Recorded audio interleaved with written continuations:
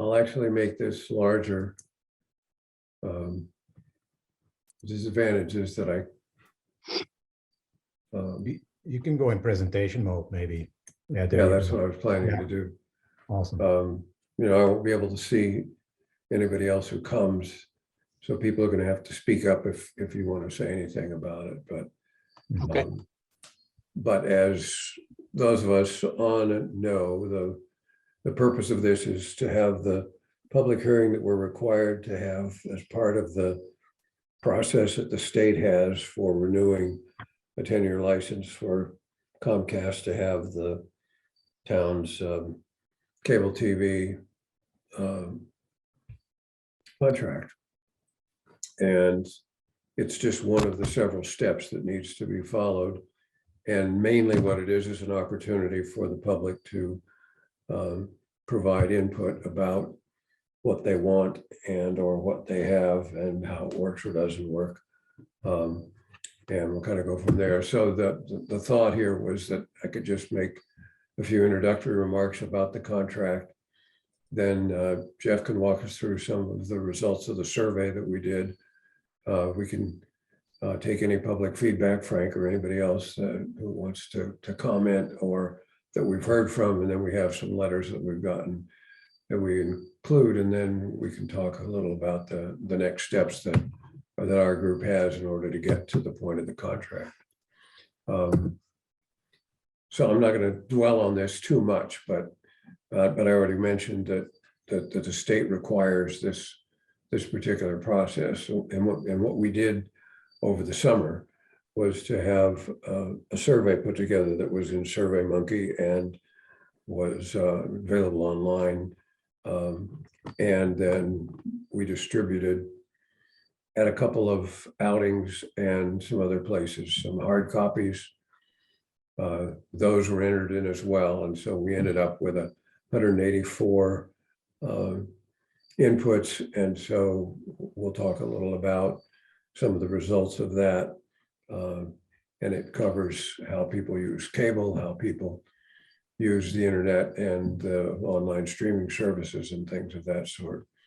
We have to take the results from the survey as well as any of the inputs that we get from this hearing and create what they call an ascertainment report. And basically what it does is to lay out what the town is looking for that it wants to include in the contract in the way of either continued services, funding, or whatever it is, or new things that we might want within the provisions of the law. And frankly, there aren't a whole lot of things we can do. We're already at the max as far as the percentage of fee that can be put on cable bills that is used for operations of both access TV. We want to make sure we keep getting that money, but Comcast really doesn't have any choice in that, and that percentage is pretty well set.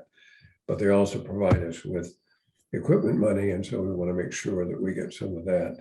And the renewal, based on when the last contract was and so forth, is in April, is this coming April. So we have between now, after we finish this public hearing, in April to send something to Comcast, have them respond, and then have us work with them on the specifics of contract that then would be accepted by the select board. Okay. And just a couple of comments are relevant about why we have the contract and what it covers and also what it doesn't cover. It allows Comcast to continue to provide service. And I worded it that way because basically when they were first selected 20 years ago, or not, I guess it would have been 17 or 18, around 2005 anyway. One of the things they did in winning that contract was they installed infrastructure, did all the cabling. So, but that belongs to them. That doesn't belong to the town. And so if Verizon or Charter or anybody else wanted to come in and provide cable service to the town, they would have to pony up the money to put in the cable service that they need. And clearly the economics of that don't really cut it. So it's very unlikely that you would have competing cable TV services, even if the public would like to have that. So the purpose of the contract is really to lay out some of the things that Comcast can and will do, and some of the things that the town does in response in some of the agreements. And so it covers the funding things that I mentioned earlier, as well as which channels we have and other things of that sort. So I already mentioned the operating funds, and so it provides that and stipulates the percentage that can be done as a fee on the cable bills. And I want to point out on the what it doesn't do side is that fee is not on the internet. So, and we'll see later in the discussion how the internet is used and who provides that in the town. Much of it's provided by Comcast. People pay money for that, but the town doesn't get any portion of that in the same way that it does with the cable bills. And so as we have had reductions in cable service over the last few years with people cutting the cord, that essentially reduces the operating funding that's available to Bolton Access TV. And obviously that in the long run has some serious implications. And then it also provides the annual capital funding for buying equipment, upgrading things and buying cameras and all that sort of stuff. And they put money into that as part of what they do. So those are the main things. It just lays out the rules of the road, if you will, that Comcast has in what they do for the town. And then it stipulates the funding that would be available for all that. So Ken, I guess there's sort of two unmentionables. One is we think the prices are too high and we want you to lower it. And I guess the other one is we want more competition. How come we can't get FiOS here in town? Those would almost seem to be sort of preambles to a public meeting. Do you think so? Yeah, I mean, they're certainly part of the discussion. I'm not exactly sure how, and I don't know whether they can even or would even tell you how they arrive at the fee that they charge for the different levels of service that they have. I believe that it's not just us, that it's a similar fee in other places. Right. Yeah, but yes, we would like it to not be so expensive. But think about the fact that there are 350 or thereabouts separate contracts that Comcast has.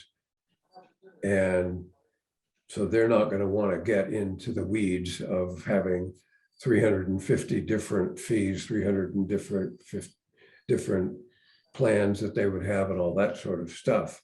Right. They're basically providing the service that they provide to the state or through the state and the towns to the population of the state. And so it makes it pretty hard for us to do very much than to just complain. But I think it's certainly worth mentioning that. Now, when we get into the survey, yes, people talked about it being too much, but it didn't seem to be the only reason that people were cutting the cord. And so, I'm not really sure. FiOS is a different matter, and it almost got into town, but didn't. I don't know the economics at Verizon, but my guess is that Bolton is a lot smaller than Stowe, and the disadvantage of the 350 separate contracts is if you're small like us, then you don't really have any power to do anything. You can wish all you want for competition, but the economics of that competition are pretty difficult. And really, truly, the competition now seems to be coming from the streaming services, and to a degree, they're winning given the reductions in the in what Comcast does and stuff like that. So I do think that what you're bringing up is something that we need to discuss more with the rep, make sure they understand the issues, and if there are places that, I mean, you've cited some things in the past that of the way that they've bundled stuff inhibits economies from the point of view of the customers. And I think if they know that, they're not likely to change it maybe, but it can't hurt for that kind of information to be provided to them. Okay. I'm just anticipating the public coming to us and saying, where's FiOS? How come we can't have it? Right. And as you say, it's an economic decision on their part, on Verizon's part. It's too expensive basically for them to lay in cabling for I'd say probably modest number of people who would revolt and switch to another carrier. Right. Then there's all this talk about 5G. Oh, 5G is going to replace everything, and I don't know that that's really viable. Starlink is the other one you keep hearing about. Oh, once the Starlinks get up there, we're all going to switch, and have an alternative. So, but Nikki, I guess a question for you is, do you have any understanding of how Stowe achieved the two providers and what that means as far as service is concerned to the customers of Stowe? I don't. So both Comcast and Verizon have provided cable here in Stowe since I moved in about 10 years ago. So it was before my time that they both came to town. I had heard that I think Verizon didn't go past $4.95. And pretty much. I don't know if that was for economic reasons or what it was, but that's all I know, unfortunately. Right. Okay. So I guess let's stop a second here. Does anybody have any either questions or further comments related to the overall contractual aspect of this in terms of what's covered or not covered and all of that? And then if not, then we can shift into talking a little about the survey. Okay, so Jeff, you want to walk us through the things here, and you could just tell me when to change the slide and I'll do that, okay? Yeah, absolutely. So as Ken mentioned, we had we had 184 responses in total. We did ask for some basic demographic information, and it looks like we had a decent spread of different groups. Younger age bracket, of course, represented a little bit less than the rest, and then also the number of people in the household was actually pretty well split between the 1 to 2 range and the 3 to 5, with the 6+ being pretty uncommon, which matches sort of expectations. So you want to go to the next slide? So the first thing that we asked is if you're actually an Xfinity cable TV subscriber. So overall, right, 70% of the people surveyed said yes. But it was interesting looking by age group, and the demographics is the over 60 is a higher than as you get younger, that number starts dropping off more and more and more, which is very indicative of what's going on, of the amount of cable subscribers are going down, and as the younger people age up, more and more people are cutting the cord, which is going to impact the the amount we can get from the cable company because it is only on the cable TV subscription, not the internet. So. Any questions on, Yep. on any of these? It is a fascinating picture there to see how that all changes by age. Quite interesting. This one we actually asked about the reliability of Xfinity, 1 being very unreliable to 5 being very reliable. What I thought was interesting is, as much as you see people complaining on like Facebook and things like that, only 20% of the people surveyed found Xfinity to be very unreliable, right? One and twos, right, was only 20%. The bulk, actually over half, right, actually found Xfinity actually to be a pretty reliable service provider.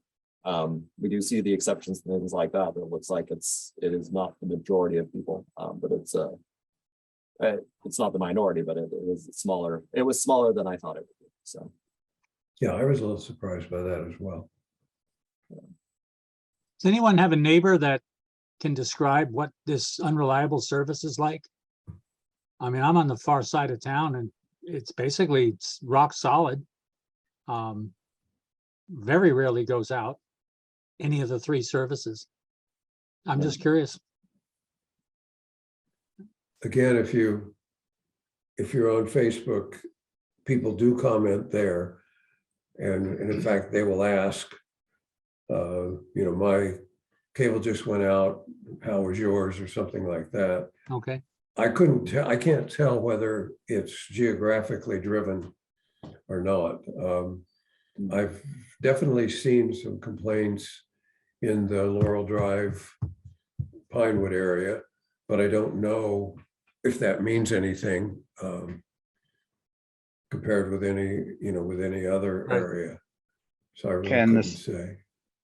Sorry, this is Daniel Teague. I'm a resident of Laurel, and Oh, good. I can tell you for sure that there are definitely some service problems where and we don't use the cable TV as much as we do the internet and high-speed internet. And, for the work at home people, when you have multiple students and parents at home working, slowdowns can have a pretty dramatic impact on business. And we see it quite frequently, and it's pretty random. It drops to a speed where, video and streaming for conference calls and other business reasons starts to drop. We actually have the highest level of internet service available and continuously have random drops and slowdowns where we have to reboot the system. We have to contact cable to get their sort of rep involved. It's I wouldn't say weekly, I'd say at least once a month we're having some issues where we're resetting things. So maybe it is geographic. I'm not sure, but definitely have experienced it on our end. Now, do you know if any of the people have had that problem and have reported it to Comcast, have discussed with them whether or not it is, why me, basically? No. Well, I know that I have, our neighbors are pretty close and reporting things through chats where we all notify each other when something goes down, and there's usually a conversation that something is. Sometimes it's random, so it's one house and not the others, but it does happen enough that it makes me think that it's geographic in nature. I don't know that we've ever gotten a clear answer as to whether we're unique in the town or not, but I think it's worth sort of investigating a bit further with Comcast. Yeah. Yeah, and I mean, I didn't, because of the sharing of screen, I didn't know you were on, and I only mentioned that because I recall seeing some things come from there. So that's quite fascinating, and I think is definitely worth pursuing. Now, follow-up question: is it mostly the internet, or is it both? When one goes out, does the other go out?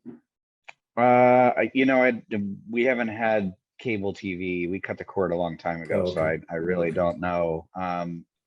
My guess is, given that it's on the same lines, that it has to be, but maybe there is something that allows one to operate more sort of effectively than the other. I sort of find that sort of confusing if that is the case, but again, it's probably worth asking if that's even feasible for it to one to perform and not the other.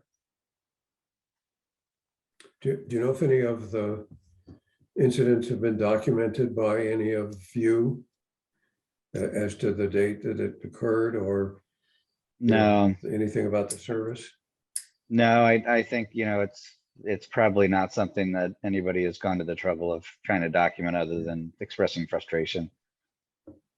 Okay, well, I think it's definitely something that we should will take up with the Comcast rep, because that's very interesting, and it's certainly something that they could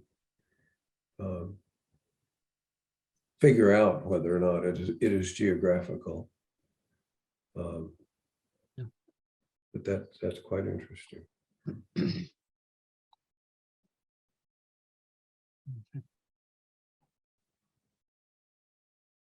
All right. You want to go to the next slide, Ken? Sure. So the next question, right, about after reliability is about the quality of Xfinity customer service. So here it grows a little bit, where at least over a fourth of the surveyed find it either poor or very poor, with then basically half saying it's average and then everyone else saying it's good and very good. So it's sort of split in three ways about what people think about it. I've never, usually all my issues, I personally like just check online, see the outage report and then don't call, or I have not dealt with customer service directly, so. Dana, do you have any experience with, how would you answer the customer service thing? I think this one's a bit hard to gauge these days. It's, very rare that you would ever, at this point with technology, have to have somebody come out and service you directly, physically. Almost everything's done remotely and online. And from that perspective, it's a lot easier to resolve issues remotely than it is in the days where somebody had to come out and do something on hand. So I'm not sure that anybody that I've had experience talking to thinks that their customer service is poor, because they are able to do so much remotely, and I think they're pretty reasonable in their turnaround times and being able to work with them online. So the fact that there's this large average, and going back to the prior one regarding the last question, the average and the sort of the response in the middle is a little bit questionable as to how you split that up between, what's good and what's bad. I think, to me, it's about 50% each way. If you take out the fifth response and split it in half on the average, or sort of in the middle. So it's kind of a toss up. I'm kind of impartial to their customer service. Yeah, and I was asking earlier if anybody had documented or anything, but I recall that annually, and I'm going to say that it's in the June timeframe, but I'm not sure. They've sent a letter to the town, they meaning Comcast, documenting customer service issues. And one of the things they said in the most recent letter, I believe, was that they had only had one complaint. And Bob Sikansky went berserk when he saw that in the letter. And I guess he lives up by you, right? Yeah, I think so. Yeah, but he because he had personally complained several different times to them, and so for them to say it's only one, and it must be that they have a definition at their end of what receiving a complaint is, and that somebody like you or Bob or anybody else as a one-on-one complaining maybe doesn't count. I don't know, and so I'm not sure what that is, but I think the more that we could provide in the way of specifics like that, the better opportunity they might have to improve a little bit on this particular chart. Yeah, my sense is that, I've run customer service departments, a couple different types of companies, and my guess is that their measure of a customer complaint is likely a post-service survey where, you get these things via email or something else. A lot of people don't respond. So yeah, I wouldn't be surprised if somebody got pretty annoyed with something and responded to those surveys. I would guess most people don't respond, or if they do, they're pretty satisfied with whatever, customer service response was given. Like I said, they can reset everything and do so much remotely that it's pretty hard for them not to be able to provide at least a basic level of customer service without really much effort these days. Okay. The other area that may come into is installing new equipment or doing something where they're actively coming out and setting somebody up or fixing something or replacing equipment that somebody may respond to and have just been totally dissatisfied with the way that it was handled. But my guess is, since they're the only game in town, it's not often that people are going that route, because everything's already pre-installed and it's all done through mail. Right. So the next question that we want to highlight is the number of respondents that say they only use the internet, they only get the internet services. Again, I was surprised. Well, I mean, I guess it's not surprised based on how many people are using cable. But again, it shows the demographic changes as well, that it's trending younger tend to be more using only the internet versus having internet and cable as well. But there is a portion, like it seems like those internet only groups are growing bigger and bigger. So What would be interesting, that we could probably do, is to see how people in the last survey that was done in 2013 answered this.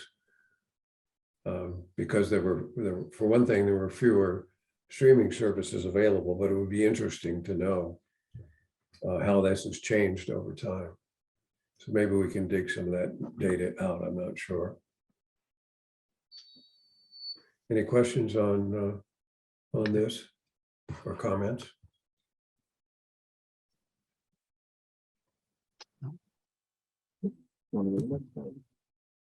So how many people use online streaming services? Again, it shows most of the people nowadays do use online streaming services. And I thought it was interesting when I put the chart together for 2039. I thought I did something wrong because it was 100%. People said yes. I thought I messed up. But then as you change the age groups more and more, but again, it's still almost 90% of the people use online streaming services now for all the different varieties and things like that. So it shows just how prevalent it's become.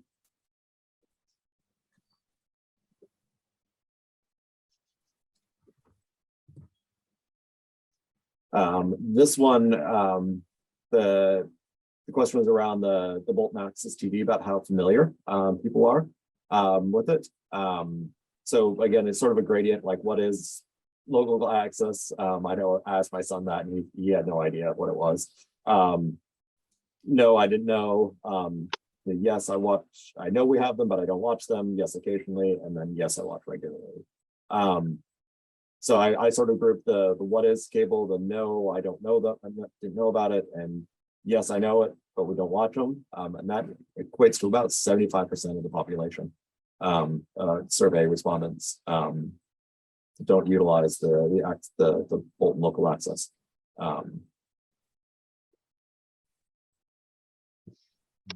So I just wanted to say real fast, I dug into this data a little bit as well.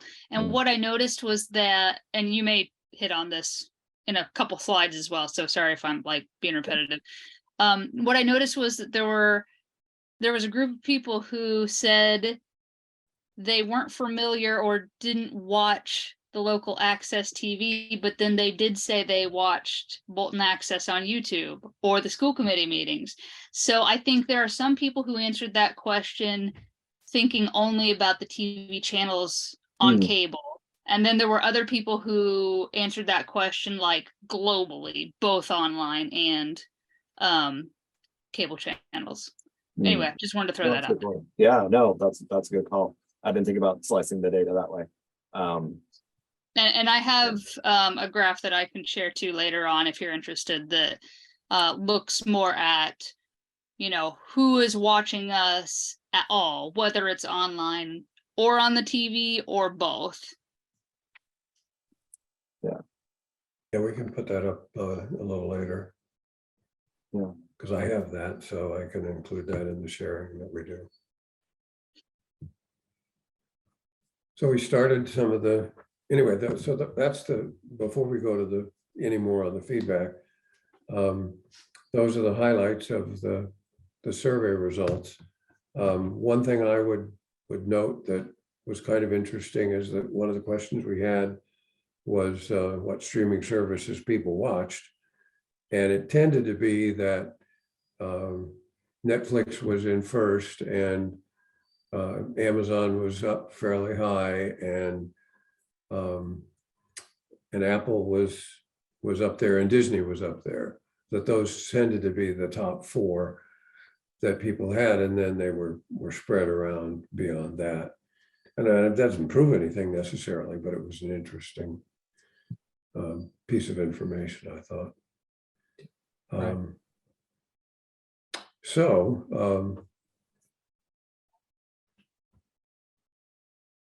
Dan, thanks for your inputs so far, but if there's anything else that you would want to mention relative to the, now, since you're not a cable subscriber, then you might have different reactions to some of this, but I guess a question to you, and not to put you on the spot, but do you ever watch any of the school committee or town meetings or whatever on YouTube since you don't have cable?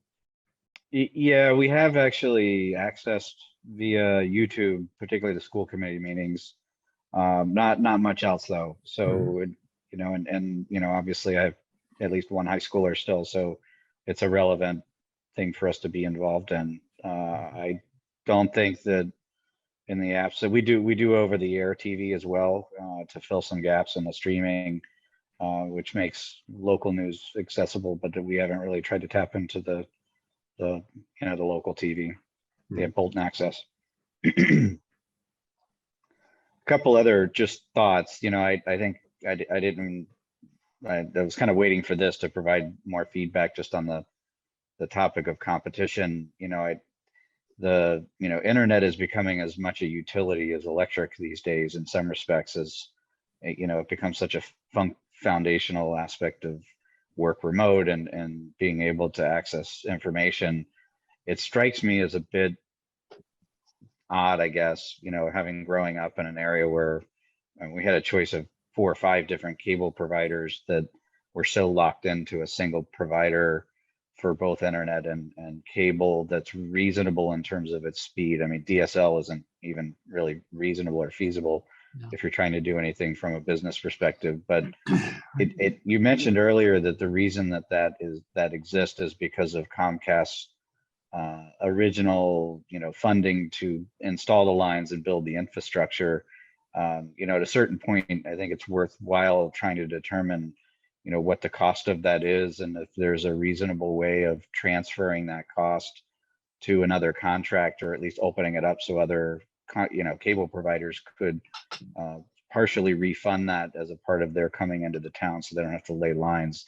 You know, Verizon is not the only player in town that offers broadband, and you know, as we think of rates and financial cost of internet, I think the only way you're going to get any of these players to drive their costs down is through competition, and being able to offer, you know, most of your discounts for internet and cable, and it's true with cell phone, comes when you're a new subscriber, not necessarily when you're an existing subscriber. But without that choice, you really have you don't have any of those new subscriber discounts or programs that you can tap into, because everybody's an existing subscriber. So it'd be worthwhile, I think, understanding what the overall cost of that infrastructure is, and trying to understand if there's a way of doing some financial arrangements that would allow us as a town to access that and transfer some of the ownership of that to another provider, or sharing it in some way. So I guess, have we ever turned anybody down? Would be an interesting question. You know, did Verizon ever come and say, we want to lay in FiOS? And we said, oh, no, we have Comcast. Well, not that I'm aware of. No, same here. The next one, I of mean, course, 'cause is, I was gonna say just fiber to the home. I know Concord did that through their light and power department. In my own business, I found a few people in Acton, I think it was, that had fiber to the home, and it was just like, I don't know, some guy called me up and said, you know, for another $10 from Verizon, you know, we could lay in a faster line. And the guy said, whatever you want to do, go ahead.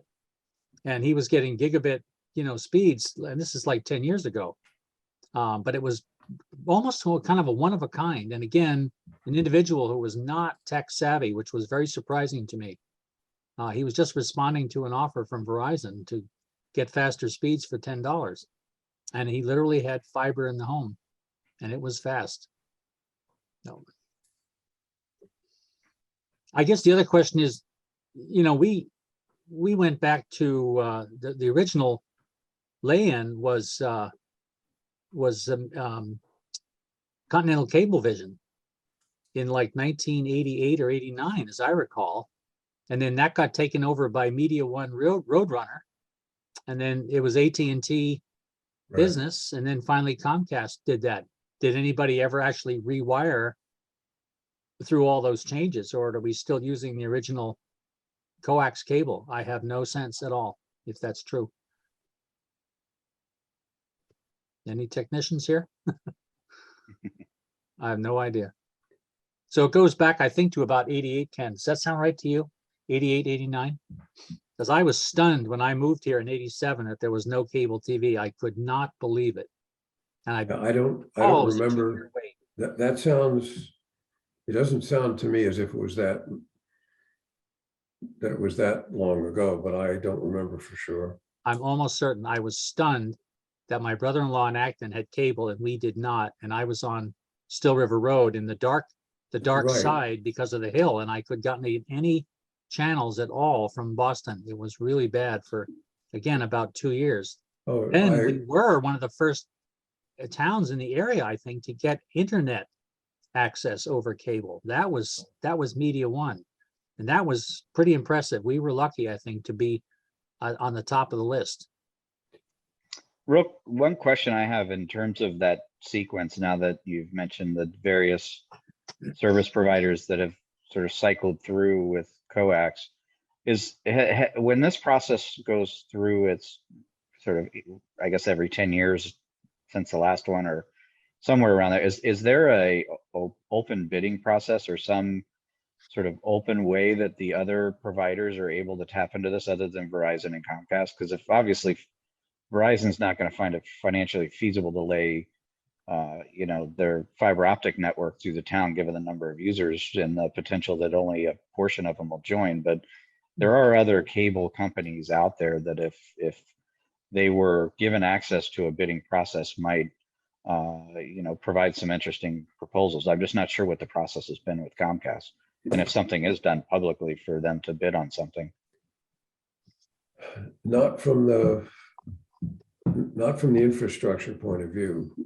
It's really from the operational point of view, and they're basically coming to the table with having been the successor in all those companies. I mean, I think the point was that Ed was making is that those are companies that got taken over by or bought out by people. So it isn't that somebody outbid somebody for that it just was a takeover thing. I mean, I remember the first thing that email that I had, I think, was AT&T broadband, because I think it was at ATTBI or something like that. ATTBI, that's correct. Prior to that, it was mediaone.rr.com, mediaone.roadrunner.com. And that was the very first addresses that were available. Yeah, and I'm not sure I ever had those, but I don't know.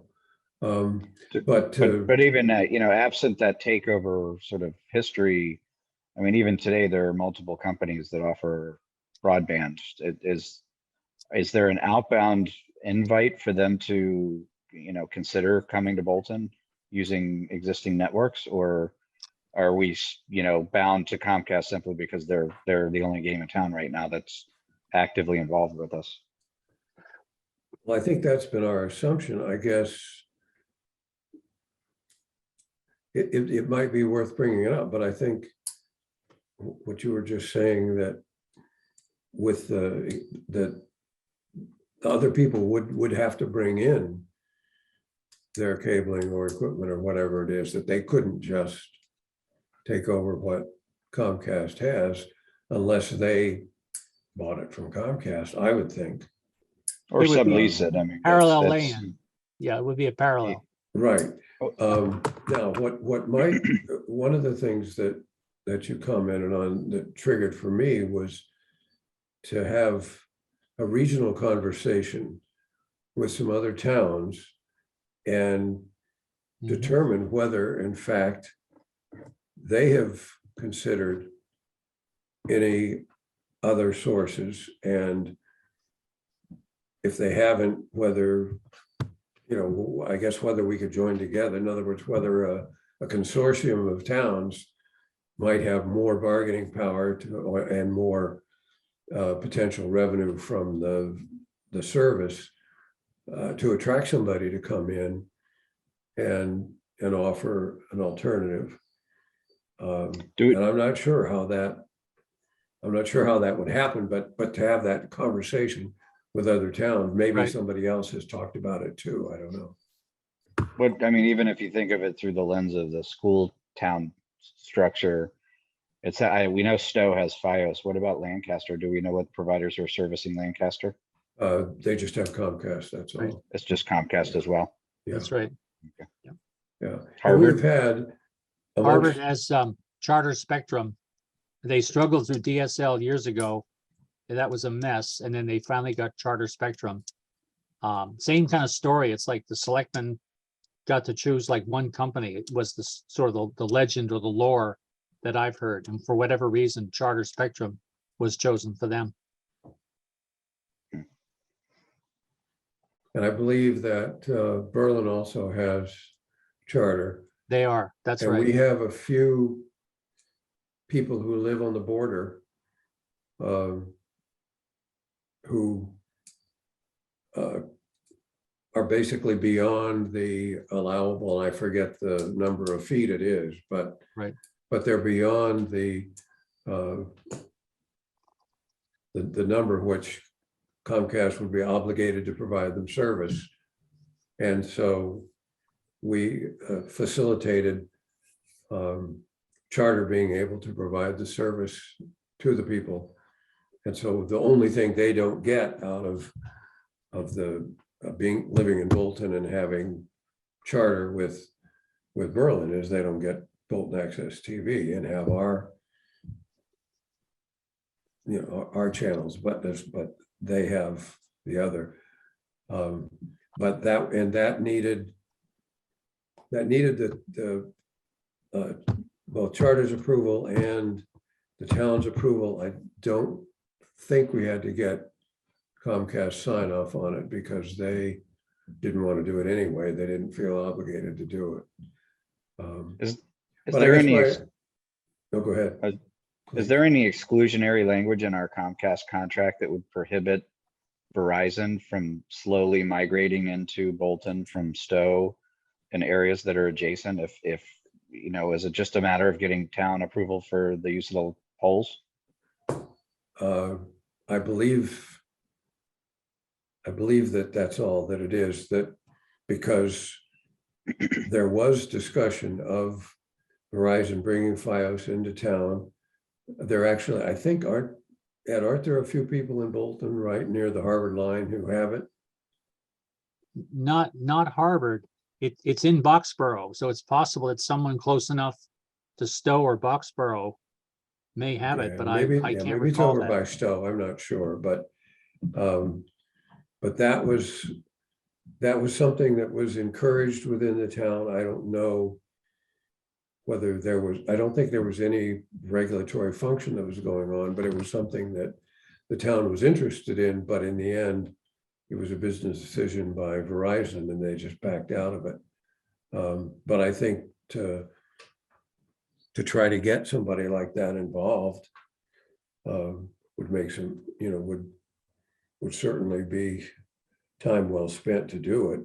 I guess one of the interesting questions might be whether the town, if it were willing, would be able to front some of the infrastructure money to help to attract, basically to help set up competition in the town.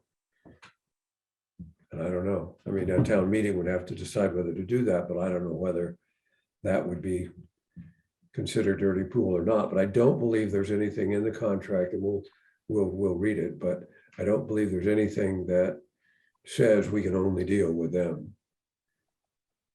Okay. Yeah, it looks, one of the interesting ones is Groton, which appears to have Charter Spectrum and FiOS. I know I've been in people's homes in my job, and they had FiOS routers with, the latest service. Again, it kind of violates that crossing 495 prohibition that we imagine exists, but may well not. And again, that's a big town. It's pretty well spread out. What was the rationale there to allow that? As you say, Ken, it's funny. It's kind of a wake-up call to really kind of ask around and try to understand how some of these companies got established in the various towns. And the poles, I believe, are owned by Verizon. So I don't think there's anything where Comcast can say, oh, but that's our pole. I think it's always a Verizon truck that comes out when, lightning hits or somebody cuts one in two in an automobile accident. Yeah, I think that's true. It's just that that whoever that supplier is would have to work out whatever needs to be worked out to be able to be on those poles and then put their infrastructure on there to be used. One interesting example is in the Bolton office building, right at 495, there's a company that does medical imaging, and they had a gigabit fiber line installed for their services. They needed very high speed. So it's available. The question is, what did it take to get that? I think it was called Lightspeed was the company. And so they had a fiber line into the building for their work area. So indeed, it sounds like it's possible. It's almost appears to be an economics issue of the cost of doing the wiring.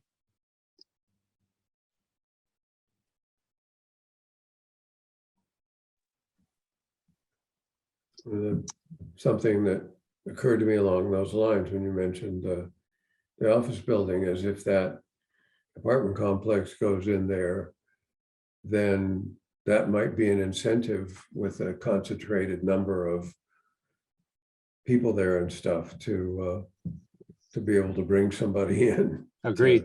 To Yep. service them. And if they could bring it in to service them, then they could potentially expand along 117 or whatever and end up becoming competition of some sort. So That's kind of how the DSL worked. The DSL had to be within 3 miles of the Verizon building by the Catholic Church. And the further you got away, the signal would diminish to a point of being very unreliable. And all kinds of promises would be made, and people were very frustrated as you probably got, to the 2.5 mile mark and a little bit beyond. The salespeople would sell it, and then the performance was just awful. Now they don't even want to talk about DSL anymore.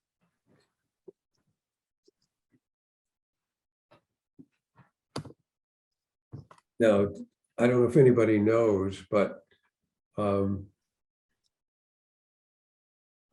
presumably, if somebody was interested, given what's going on with cutting the cord and stuff, the interest in, from the customer's point of view of having competitors come in would mostly be on the internet side of things. Would people agree with that? Yes, 100%. Yeah, and so if that's the case, then we'd have to understand what the economics of that really are. Right. Because those economics would be very different from, well, maybe not very different, but they would seem to be different from the cable TV.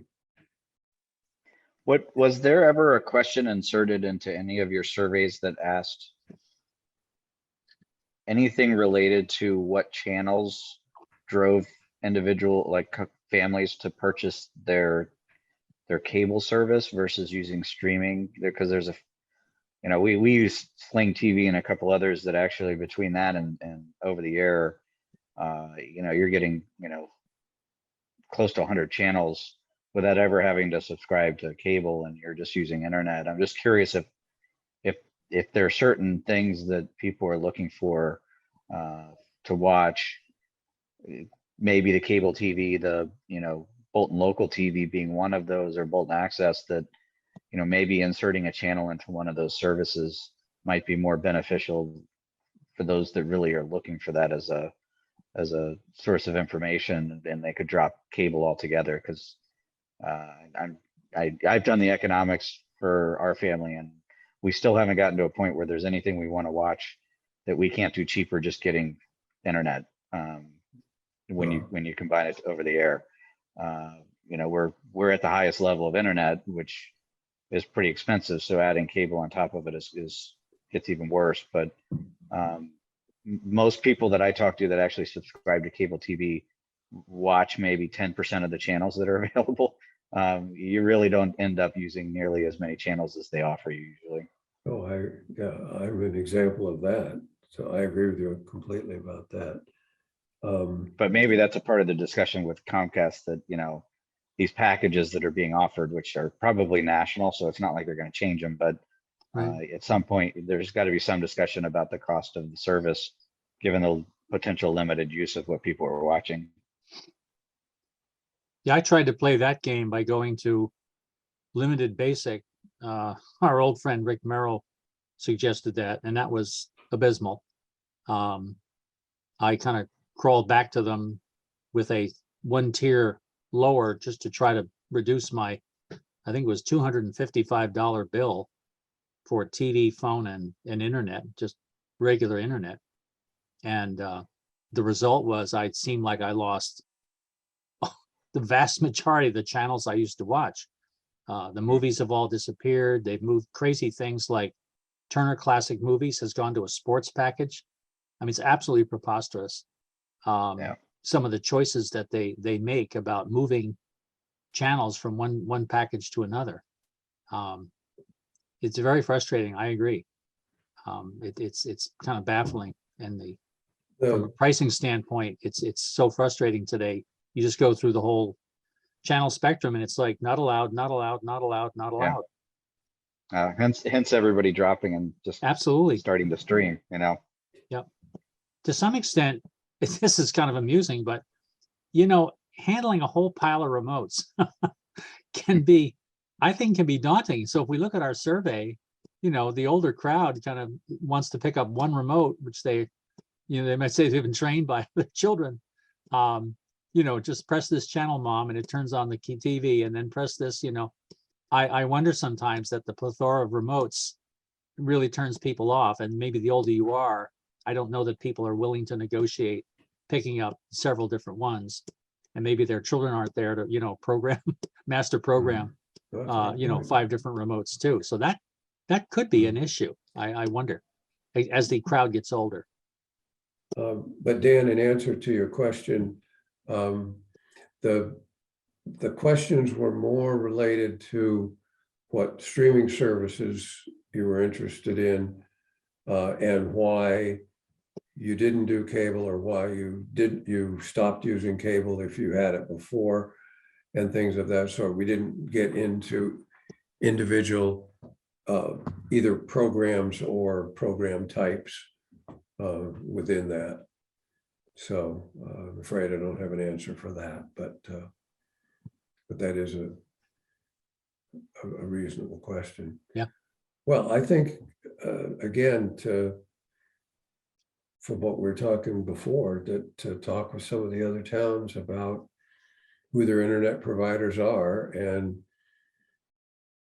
get some new, either new up and coming or some established internet provider that isn't providing service here to talk about what it is that they would need to do to provide it.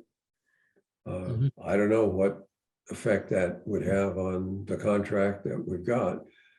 I would think that, and this is not internet, well, this is partly internet, but I would think that Comcast would be concerned about the trend from the point of view of cable, that it's going away over a long period of time, probably because of the very things we're seeing and what the survey results showed as far as the age breakdown and so forth.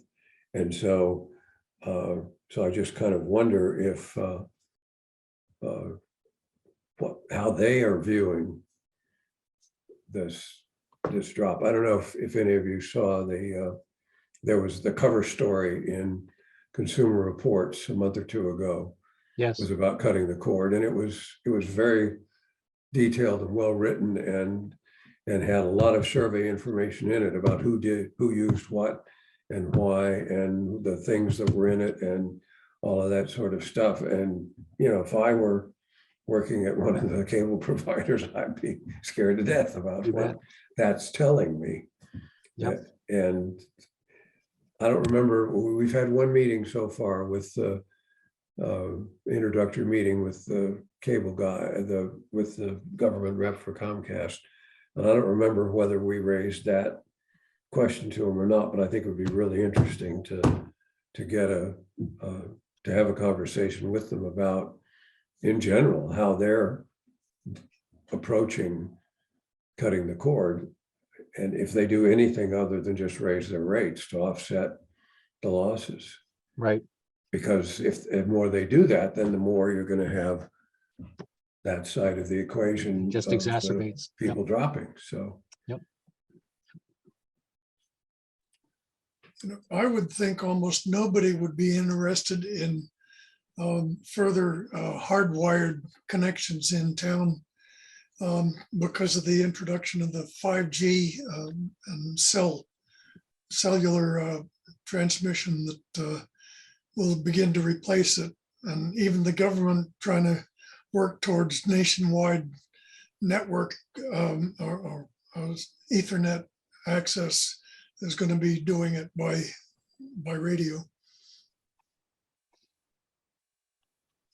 Well, how would you test it, Bob?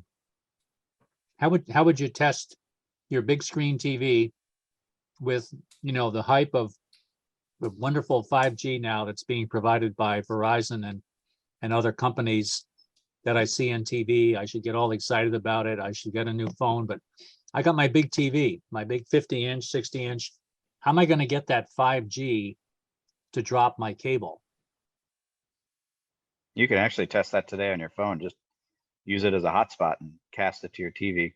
I'd be worried about the total capacity of the house overwhelming 5G when you've got, business lines going and TV and computers and alarm systems. There's so many things right now, and the IoT that's tapping into Wi-Fi. I'm skeptical that 5G is going to be able to overtake hardwire anytime in the next decade. I that absolutely agree degree. with you. Absolutely agree with you. I mean, I've been doing IT support for 25 years plus, and when data has to be moved, by God, you want a piece of Ethernet. You don't want Wi-Fi, because you will Yeah. be there, 5 times longer on my experience, at least. All the protocol of exchange, message exchanging in wireless is so much more complex than just an Ethernet line. So it's puzzling, isn't it? This whole notion, 5G is going to take over everything. They're not laying FiOS in anymore because it's going to be replaced by 5G. I do not see that, but call me old.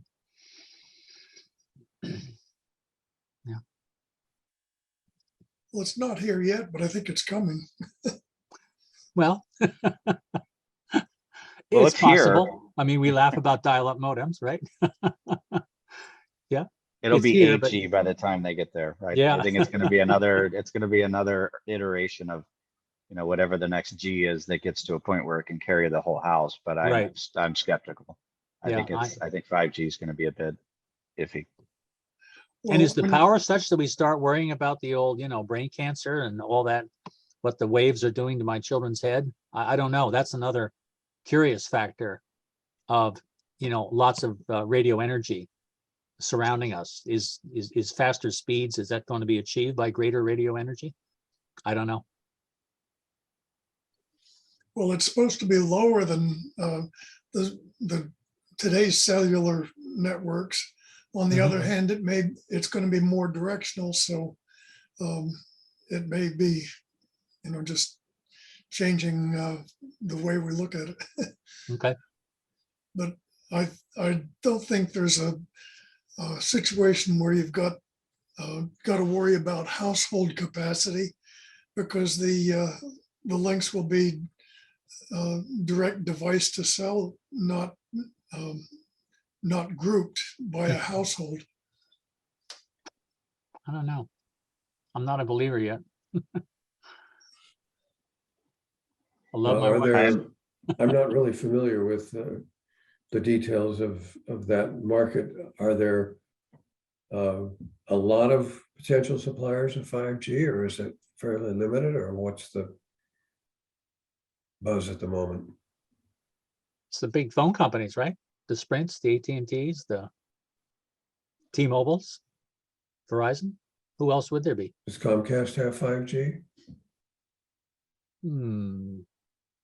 Well, that's a good question. When they advertise Wi-Fi services, to replace Verizon on your cell phone, does anybody know if they're just renting tower time from the big guys? I don't know. I'd be surprised actually that somehow Comcast has its own towers. Maybe they do. No idea. I'm sorry, I have to actually drop, but want to just say thanks. And Oh, thank Thank you. you. Thank you very Appreciate it. much you Yeah. raised a lot of great stuff. And Yes. there'll be some things we follow through, and we really appreciate Thank you. your participating. the one thing I would sort of leave with, you had mentioned that there's a government, I guess, account lead within Comcast that deals at a government level. I think it would be worthwhile connecting with some of the other carriers at that same level to at least introduce or ask, what's feasible and what the barriers are and what the town could do to Right. attract their entry into the town. Agreed. Okay, Agreed. great. Yep. Thanks, for that everyone. suggestion. Yeah, thanks very much. ya. I know. You're welcome. Thank you. Bye. Before we go to this part, I guess what we should do, let me stop sharing a moment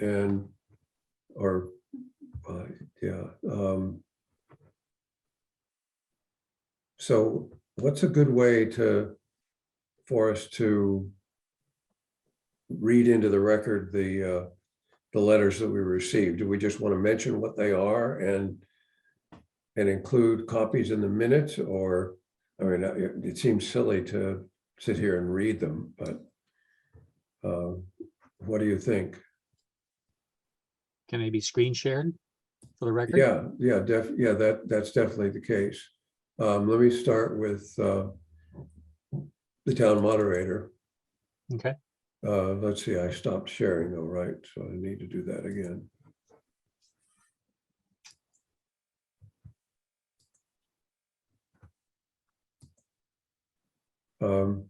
So we had a note from Doug Story, and what's very clear in what Doug Story and Pam Powell and somebody else in the town government mentioned was the role that Nikki and the staff played in the pandemic town meetings.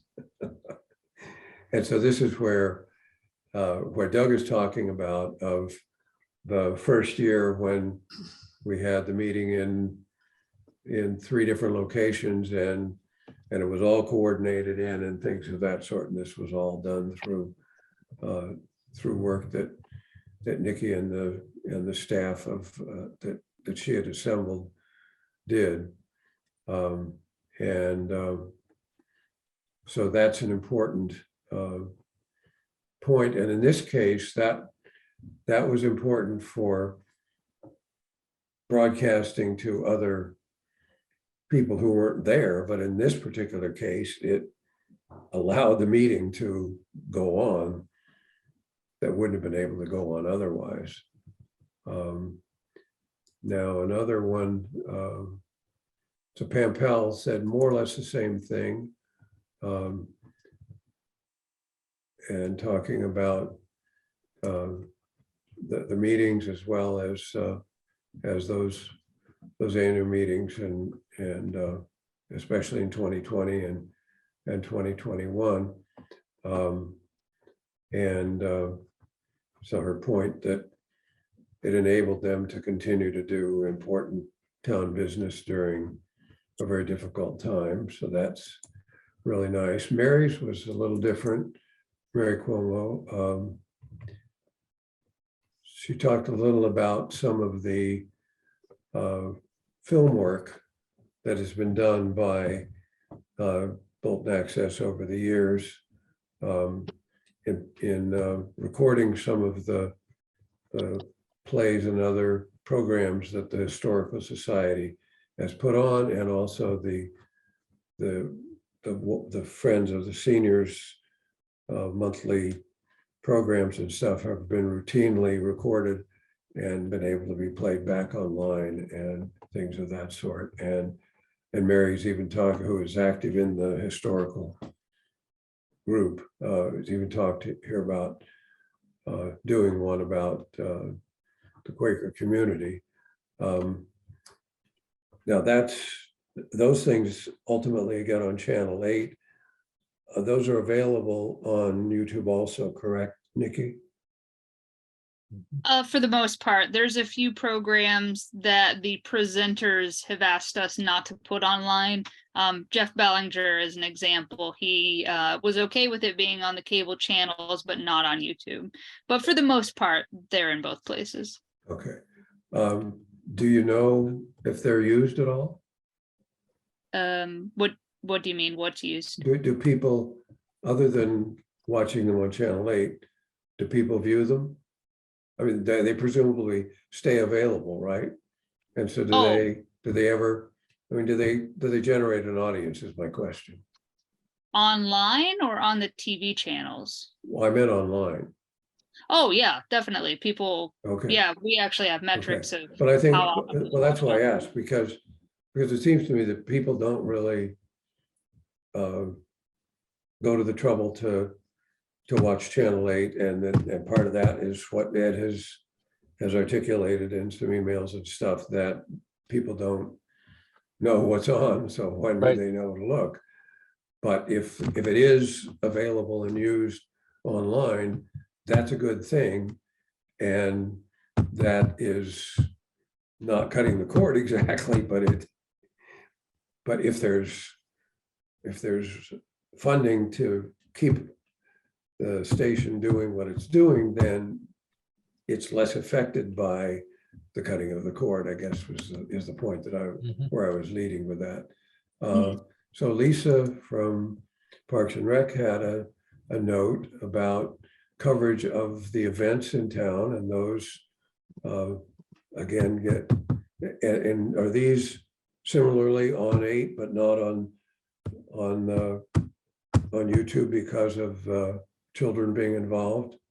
These are mostly on YouTube as well. So we try to be very careful about how we go about editing the events, like the Halloween parade, for example. So that one's actually nice because all the kids are in costumes. Right, that's what I was going to say. It doesn't But matter if in you that watch case. it, you'll notice there is a lot of shots of the backs of people's heads.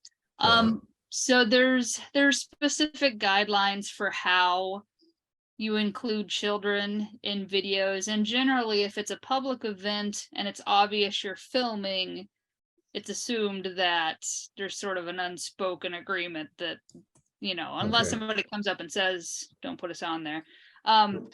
But they also have to not be identifiable. So like I wouldn't put up a child's picture and their name Right, underneath. right. But yeah, they usually are on YouTube. It's just filmed in a way to try to maintain as much privacy as possible. Okay, and then this one from Rebecca Longval is oriented toward the conservation stuff that she's involved in and videos that have been made of different trails and conservation properties, and a kind of interesting thing that she's talked about here of televising and recording videos and trail walks on all the 47 miles of trails in the town, which is kind of cool. So anyway, these are some of the things that some of the people involved in the town have felt that was being contributed by Nikki and the people. Now, Nikki mentioned the results related to Bolton Access, and so this was what she had provided, and so and this is in line with what Jeff showed earlier, and so here are the viewing habits of.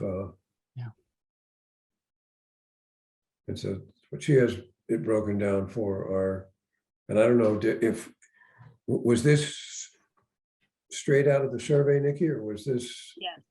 Okay. Yeah, this is just straight out of the survey. So what I did was I looked at people who watched us at all, anywhere, whether that was online or whether it was TV. And so looking at it that way, out of the respondents, it was just slightly less than 50% do watch us in some capacity, at least occasionally. And a lot of those folks are watching on the internet rather than on TV, Okay. which, is to be expected, I think. And the point you raised earlier is illustrated by this. So what you were saying was that people may have answered that they didn't watch. Yeah, there were a lot of people I don't know. who answered that first question. They answered it something to the effect of, yes, I know it's there, but I don't watch it. But Right. then a few questions later, like, do you watch Bolton Access YouTube? And they would answer occasionally or sometimes. So I think that there was maybe a little confusion around that first question as to whether it was just the TV channel or whether it was like globally Bolton Access. Right.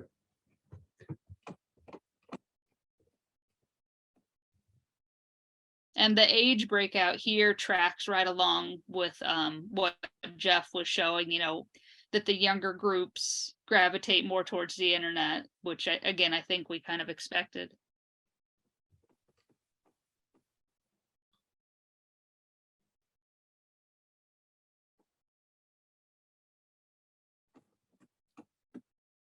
Yep. So these are essentially the same, and but this gets them into the package as well. Ken, did you also get the letter from Kirk Downing? Oh, I have that if you need.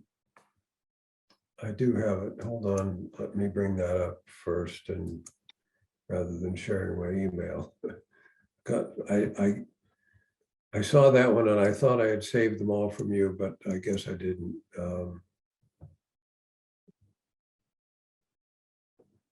Busy day today and I kind of missed a few of the things. I think this is the one, and that is, yeah, okay, I've got it.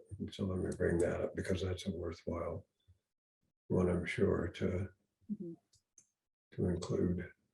And I think it's an important point that Bolton Access acts as the hub for the school committee meetings to the other two towns as well. Right. Okay. So now let me bring that one up, and then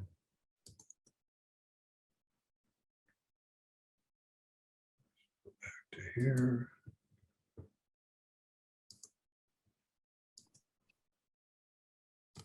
Okay, so this is a valuable partner and has been a backbone for the school committee and talks about the school committee broadcasts and what was done during the superintendent search. And then, and the next to last paragraph is in line with his vision that in the meeting that several of us had with him about how he'd like to see a state-of-the-art studio built into the new school, and that be essentially from where we did our transmitting so that you could train kids and have a partnership there. So that's something we can think about as time goes along. But that's a good one to also have in there. So those are the letters that we had that we've now reflected in there. And so just the other slides, just so we can sort of finish that off. We can make this list more detailed and longer as appropriate.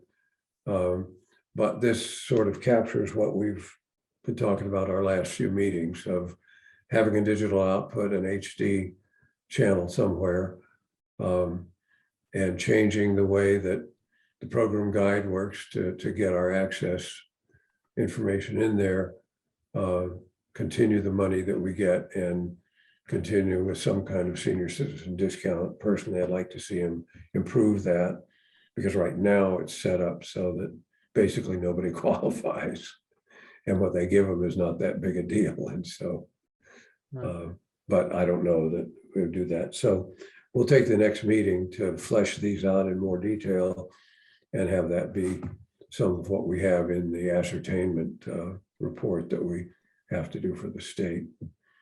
I have a question regarding the program guide. Sure. I noticed that on the program guide, not only the network shows, but the religious channels and the home marketing channels and stuff like that, also they have their material in there. So there is some way people are at some reasonably low cost getting that information in. Has anybody offered us the opportunity or tried to sell us the ability to use that? No, I think that's why I think we need to request it. That they have not offered, and I think the discussion we had the other night was just a reminder to ourselves that they contract out for the guide. Yeah.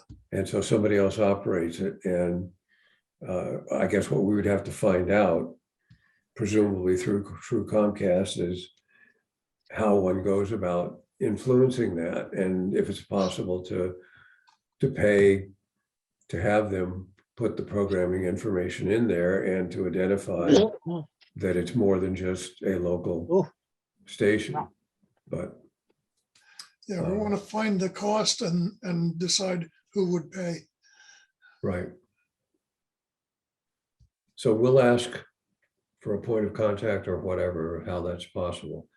So what I'll try to do now that we've done this is I'm gonna write to the government rep, tell them about what we've been doing, tell them about some of this stuff and say, we'd like to meet with them to talk about some of these things. And I don't know if we want to do that at the first meeting that we penciled in for January 5th, or we want to have it be later, but it can't be a lot later if we're going to have anything stipulated in the contract or a side letter or whatever it would be on any of these items. And so I'll try to set that up and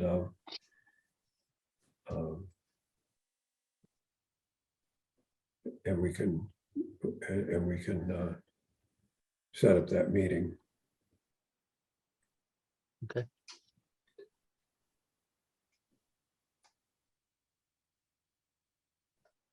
Okay. So that's really all.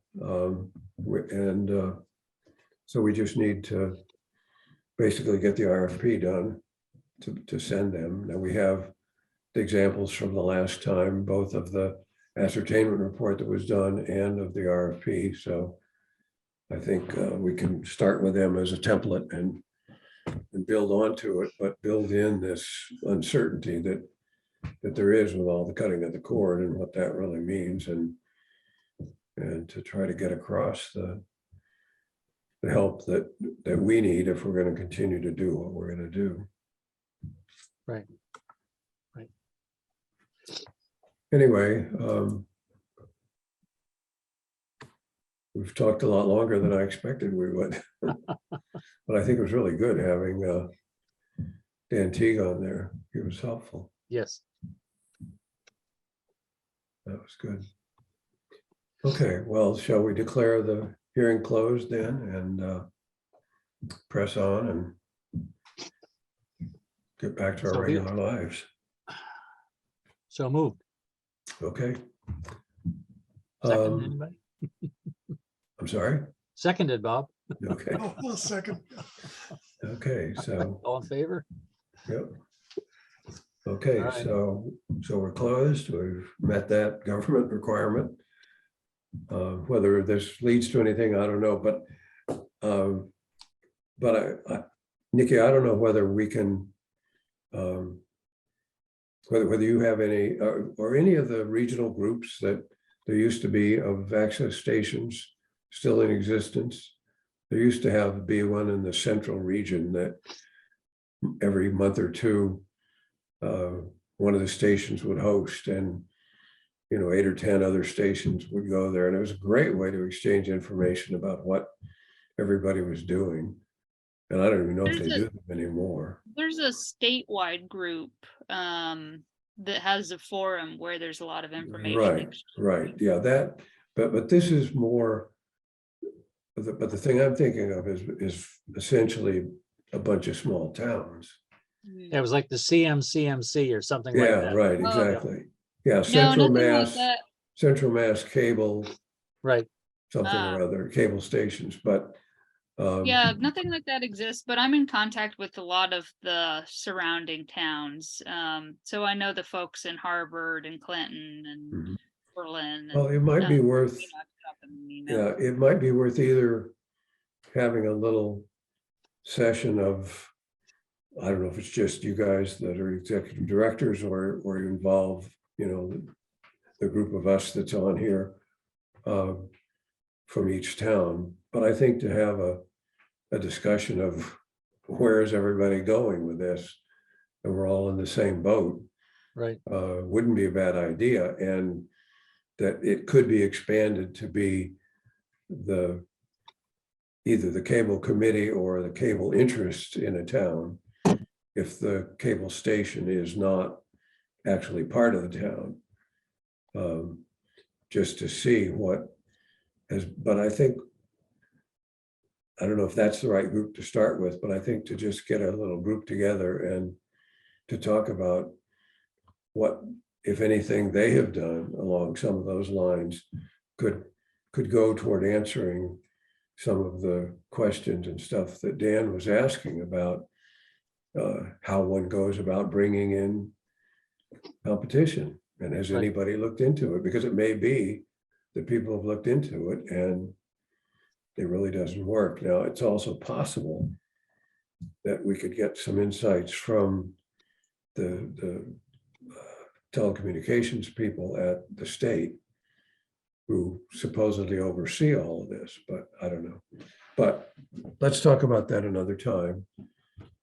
Get back to our families now, so. Well, CMCMC existed simply as people participated.